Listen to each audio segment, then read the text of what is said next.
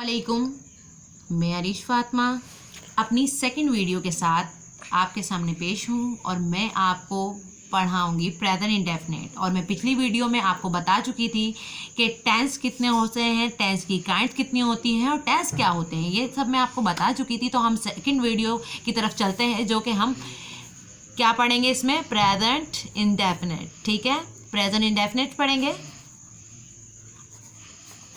अब प्रेजेंट के बारे में मैं आपको बताती चलूँ कि मैंने फर्स्ट वीडियो में ही आपको प्रेजेंट के बारे में बता दिया था। जो हम कर रहे हैं काम अभी, जैसे मैं इस वक्त लिख रही हूँ तो ये मेरा प्रेजेंट होगा, और यही मैं लिख चुकी थी तो ये मेरा पास्ट होगा, और यही अगर मैं बोलूँ कि मैं लिखूँगी तो ये मेरा फ्यूचर होगा। यानी कि ये प्रेजेंट जो है वो 3 हिस्सों में क्या हो गया, कन्वर्ट हो गया। अब इसी तरीके से मैं आपको सबसे पहले प्रेजेंट इंडेफिनिट की पहचान के बारे में बताऊंगी कि पहचान क्या होती है। जिस जुमले के आखिर में ता है, ती है, ते है वगैरह आता है, वो क्या कहलाता है, प्रेजेंट इंडेफिनिट। ठीक है, ये आपको पहचान पता चल गई, लेकिन अभी इसका स्ट्रक्चर बाकी है। अब स्ट्रक्चर को हम किस तरीके से पढ़ेंगे वो भी मैं आपको बता दूं। सबसे पहले स्ट्रक्चर में आएगा फॉर्मूला। फॉर्मूला क्या है, प्रेजेंट इंडेफिनिट का सब्जेक्ट प्लस वर्ब की फर्स्ट फॉर्म प्लस ऑब्जेक्ट। यानी कि ये जो हमने फॉर्मूला लिखा है ये अफर्मेटिव कहलाएगा। ठीक है, और इसका मैं जुमला भी बनाऊंगी और साथ साथ बताऊंगी भी कि ये जुमले में कन्वर्ट कैसे हुआ फॉर्मूला। ठीक है, अब जैसे मैं लिखूंगी, ठीक है ना, मैं खाना खाती हूँ। ठीक है, मैं खाना खाती हूँ, यानी कि आप पहचान, अगर कोई आपसे पूछ ले कि प्रेजेंट इंडेफिनिट की पहचान क्या है, तो प्रेजेंट इंडेफिनिट की पहचान आपको पता होना चाहिए और दिमाग में रहना चाहिए कि जब हमने पहले ही पहचान पढ़ ली है, जिस जुमले के आखिर में ता है, ती है, ते है वगैरह आता है, वो प्रेजेंट इंडेफिनिट कहलाता है।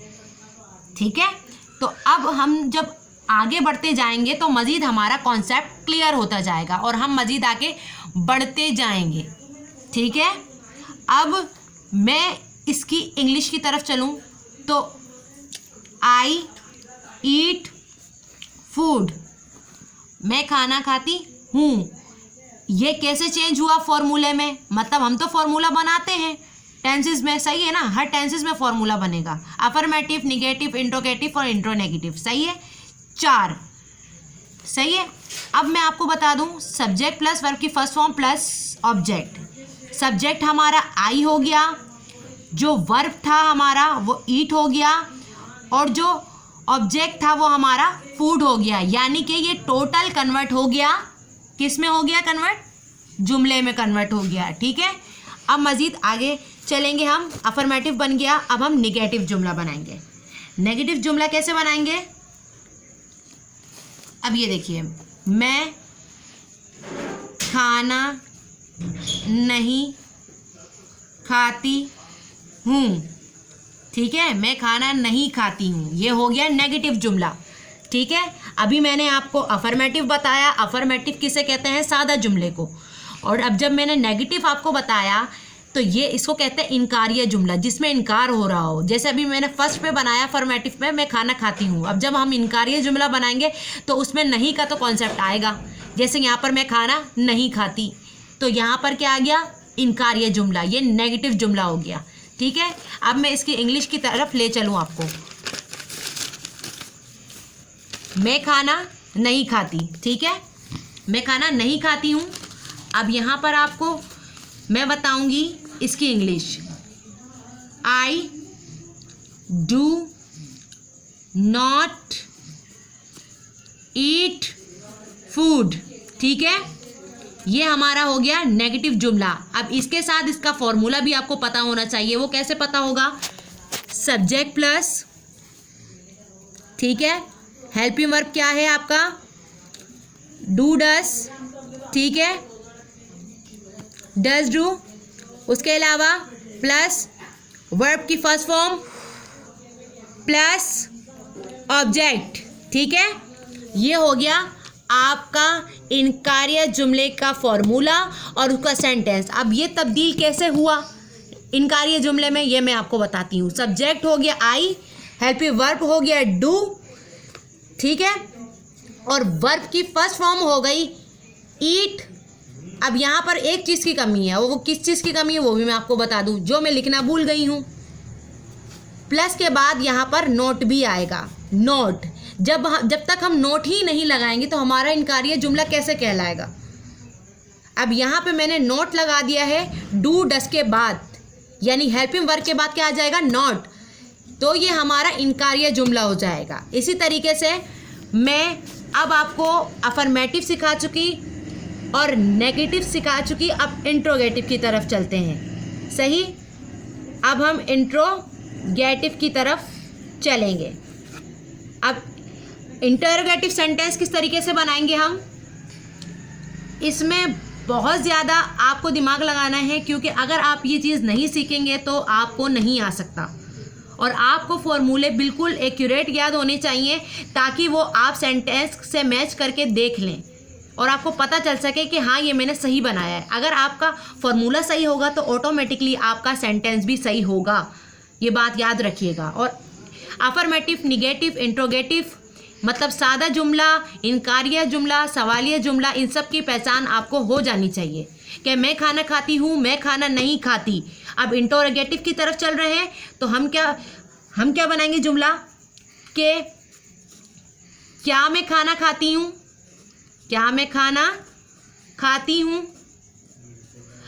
सही, तो अब इसका फॉर्मूला मैं इसी के ऊपर बना दूंगी। ठीक है, वो कैसे, सबसे पहले आपके पास आ जाएगा डू डस, फिर उसके बाद क्या आ जाएगा, प्लस सब्जेक्ट प्लस वर्ब की फर्स्ट फॉर्म प्लस ऑब्जेक्ट। ठीक है, ये हो गया आपका फॉर्मूला। इंटरोगेटिव सेंटेंस की हेडिंग डालनी है, उसके बाद डू डस लिखना है। सही, ये आपका सब्जेक्ट से पहले आएगा, सब्जेक्ट की जगह आपका डू डज आएगा और हेल्पिंग वर्ब की जगह आपका सब्जेक्ट आएगा। मतलब ये एक्सचेंज हो जाएगा, क्योंकि यहाँ हम जाहिर बातें सवाल कर रहे हैं, तो जब सवाल करेंगे तो डू डज पहले आएगा, सब्जेक्ट बाद में आएगा, वर्ब की फर्स्ट फॉर्म उसके सब्जेक्ट के बाद आएगी, फिर वर्ब की फर्स्ट फॉर्म के बाद प्लस ऑब्जेक्ट आएगा। तो अब हम इसे मज़ीद आगे कैसे लेके चलेंगे, इसकी इंग्लिश कैसे बनाएंगे वो भी मैं आपको बता दूँ। कैसे, डू आई ईट फूड। और आपको मज़ीद एक बात और मैं बता दूं कि ये हमने जुमले तो बना लिए, लेकिन हमें ये भी तो कॉन्सेप्ट क्लियर होना चाहिए कि डू कहाँ लग रहा है, डस कहाँ लग रहा है, ही के साथ लग रहा है क्या शी के साथ लग रहा है, ये सब भी आपको पता होना चाहिए। सही है, ये यहाँ तक तो हमें समझ में आ गया होगा कि क्या मैं खाना खाती हूँ, यहाँ पर सवालिया जुमला है तो ये इंट्रोगेटिव सेंटेंस कहलाएगा। ठीक है, ये तीनों सेंटेंसेस आपके दिमाग में बैठ चुके हैं, अफर्मेटिव, निगेटिव और इंटरोगेटिव। अब इसके बाद हम मज़ीद आगे चलेंगे, लेकिन इसके साथ आपका कॉन्सेप्ट क्लियर करने के लिए मैं आपको ये बता दूं कि आई के साथ क्या लगाएंगे हम। आई के साथ क्या लगाएंगे, डू लगाएंगे। यू के साथ क्या लगाएंगे, डू लगाएंगे। वी के साथ क्या लगाएंगे, डू लगाएंगे। शी के साथ क्या लगाएंगे, डज लगाएंगे। ही के साथ क्या लगाएंगे, डज लगाएंगे। यानी हमें ये पता होना चाहिए कि आई, यू, वी, शी, ही के साथ हम क्या लगाएंगे और दे के साथ क्या लगाएंगे। दे के साथ भी डू लगेगा। ठीक है, ये आपका कॉन्सेप्ट भी क्लियर होना चाहिए। अगर आप आई का जो बना रहे हो तो उसके साथ आप डू लगाओगे हेल्पिंग वर्ब, और अगर शी की लिख रहे हो, आप शी के साथ जुमला बना रहे हो, तो ये शी कहाँ यूज़ होता है, हम किसी भी लड़की के बारे में बात करेंगे तो शी लगाएंगे। अब जब हम किसी लड़के की बात करेंगे तो वहाँ क्या लगाएंगे, ही लगाएंगे। और शी और ही के साथ जो हेल्पिंग वर्ड लगेगा वो क्या लगेगा, डज लगेगा। और जहाँ हम अपनी बात करेंगे या सामने वाले बंदे की बात करेंगे, मीन्स आई, यू, वी, दे, तो इनके साथ क्या लगेगा, डू लगेगा। ठीक है। अब इसी तरीके से मज़ीद मैं आपको और सेंटेंस भी बनवाती रहूँगी। मज़ीद मालूमात के लिए मेरी अगली वीडियो का इंतज़ार करिएगा और मैं अच्छी तरीके से आपको डिफ़ाइन करूँगी। जिस तरीके से मैंने ये फर्स्ट सेंटेंसेस आपको बताया है, इसी तरीके से मैं आपको नेक्स्ट वीडियो में अब बताऊँगी प्रेजेंट कंटिन्यूअस के बारे में, क्योंकि आपको प्रेजेंट इंडेफिनिट बिल्कुल अच्छी तरीके से समझ आ गया होगा कि मैंने किस तरीके से आपको वर्ब और सब्जेक्ट और डू डस के बारे में बताया। सब्जेक्ट वो होता है, जैसे कि मैं अभी काम कर रही हूँ, ठीक है ना, मैं हूँ सब्जेक्ट, मैं तो काम कर रही हूँ और जिस पे काम हो रहा है वो ऑब्जेक्ट कहलाता है। सब्जेक्ट और ऑब्जेक्ट जब नहीं होंगे सेंटेंस में तो जुमला ही नहीं बन सकता। ये मेन है, सब्जेक्ट एंड ऑब्जेक्ट। जिस तरीके से ये कॉपी ऑब्जेक्ट है, अगर मैं मौजूद नहीं हूँ यहाँ पर लिखने के लिए तो फिर इस ऑब्जेक्ट का क्या काम है। इसी तरीके से अगर मैं मौजूद हूँ और मेरे पास ऑब्जेक्ट मौजूद ना हो तो सब्जेक्ट का क्या काम है, और सब्जेक्ट के अंदर अगर वर्ब ही ना हो तो सेंटेंस का क्या काम है, क्योंकि वर्ब के बिना सेंटेंस बनता ही नहीं है। ये हमारा खाना पीना, उठना बैठना, जाना आना, ये सब हमारा वर्ब कहलाता है और किसी भी काम करने को वर्ब कहा जाता है। किसी भी काम करने को वर्ब कहा जाता है। आप अपनी रोज़मर्रा की ज़िंदगी में वर्ब के हिसाब से बहुत सारे काम करते होंगे। आप खाते भी हैं, पीते भी हैं, चलते भी हैं, बातें भी करते हैं, ये सब आपके वर्ब में शामिल होता है। और इंशाल्लाह नेक्स्ट वीडियो में मैं आपको प्रेजेंट कंटिन्यूअस के बारे में बताऊंगी और मैं बहुत अच्छी तरीके से आपको डिफ़ाइन करूंगी और मज़ीद, और आप भी इस चीज़ को सीखें और मज़ीद आपको जो भी सीखना हो आप मुझे कमेंट में बता सकते हैं। देन मैं अगेन वो वीडियो डाल दूंगी और अपलोड कर दूंगी, ताकि आप लोगों के लिए बहुत अच्छी तरीके से समझ में आना चाहिए। और इस चीज़ को अगर आप समझ में आ गई है आप लोगों को तो मेरे लिए बहुत अच्छी बात है। मैं और मज़ीद वीडियो डालती रहूँगी ताकि मज़ीद आपकी इन्फॉर्मेशन में इजाफ़ा होता रहे। ठीक है, इंशाल्लाह आपसे नेक्स्ट वीडियो में मुलाकात होगी। अस्सलामु अलैकुम वरहमतुल्लाहि वबरकातुहू।